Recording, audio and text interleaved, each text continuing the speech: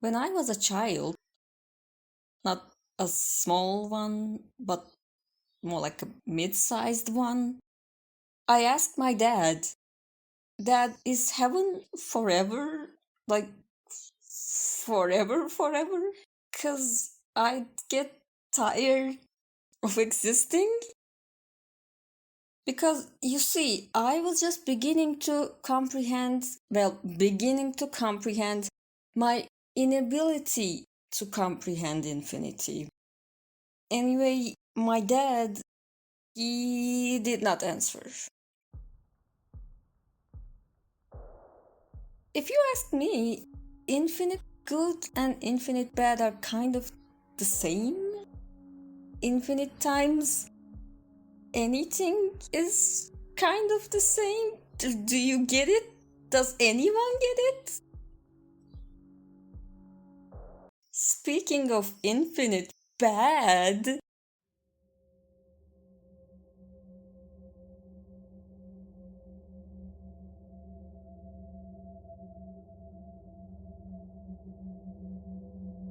if you heard of the Amazing Digital Circus, or just Digital Circus, which is what I'll call it, because that's too long, you probably also heard of No Mouth because it's inspired by it, apparently, or something.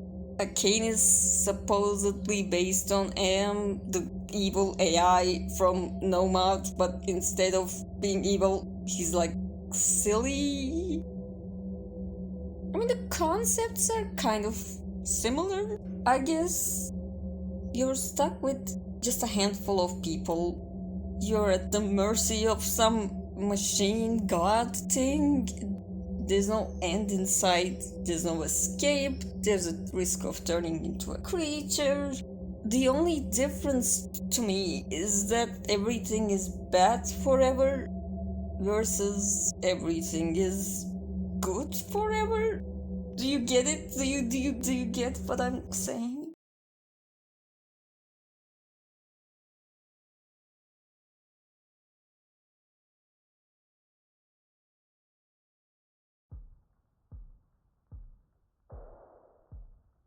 Which is probably why I like Digital Circus. It best describes that fear I was talking about. This is what infinite heaven sounds like to me. Maybe minus the turning into a creature one. I haven't heard of that one yet. But it's not nice, is it? It's not nice. Finally, a worthy opponent. A king keeps them stimulated, entertained, and as safe as possible.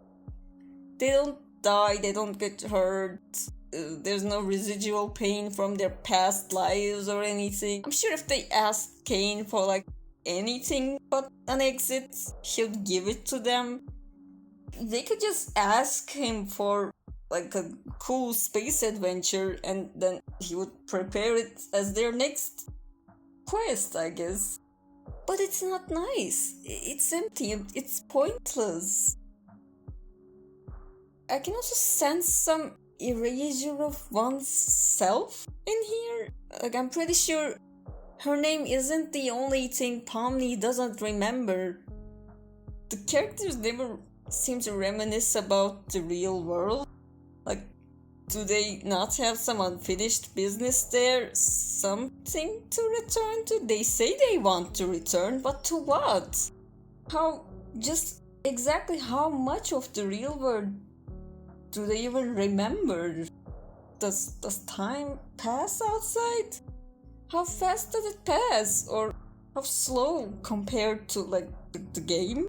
Like the meaninglessness of this world isn't the only concern here. There's also like the entire existence of the outside world. Like what's happening there while I'm still here? That would be enough to make me lose my mind.